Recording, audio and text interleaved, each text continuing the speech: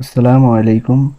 পরীক্ষা শেষে আমি ঢাকা থেকে বাড়িতে এসেছি, বেশ কয়েকদিন হয়েছে। কিছুদিনের মধ্যে আবার ঢাকা চলে যাব, তাই ভাবলাম নানা বাড়ি থেকে একটু ঘুরে আসি। এমনিতে কোথাও গেলে মোটর সাইকেল ব্যবহার করি, কিন্তু ছোট ভাইয়ের কিছু কাজ আছে তাই ও মোটর সাইকেল নিয়ে গেছে। আর এইদিকে আমি প্রথমে সিএনজি, তারপর অটোরিকশা, আর এখন ভ্যানে আছি। দেখতে দেখতে প্রায় নানা বাড়ির কাছে চলে এসেছি। নানা বাড়ির কাছে এসে দেখি বৃষ্টিতে রাস্তা কাদা হয়ে গেছে। নানা বাড়িতে গিয়ে দেখি আমার ছোট মামি আমার জন্য রান্না বান্না করতেছে। এদিকে বাড়ির বাইরে বের হয়ে দেখি মামা পাট চাষ করেছিল, যেগুলো শুকাচ্ছে। এরপর মামাতো ভাই ডাক দিল, গিয়ে দেখি মাশাআল্লাহ মেডিসিন ছাড়া পাকা কলা। আমি ওখান থেকে প্রায় 5 থেকে 6টা কলা খেলাম। কলার খোসা গরুকে খাওয়ালাম। এরপর মামাতো ভাইকে নিয়ে চলে গেলাম পুকুরে গোসল করতে। প্রথমে ভেবেছিলাম এবার অনেক পানি হবে, যেহেতু অনেক বৃষ্টি হয়েছিল, কিন্তু গিয়ে দেখি পানি নেই। এর কারণ হলো আমাদের টাঙ্গাইল জেলা উঁচু, তাই বর্ষা হয়নি। শহরের কোলাহল থেকে দূরে গিয়ে গ্রামের পুকুরে গোসল করার মজাই আলাদা। আলহামদুলিল্লাহ, আমরা অনেক মজা করে গোসল করেছি। তো আমাদের গোসল করা শেষ।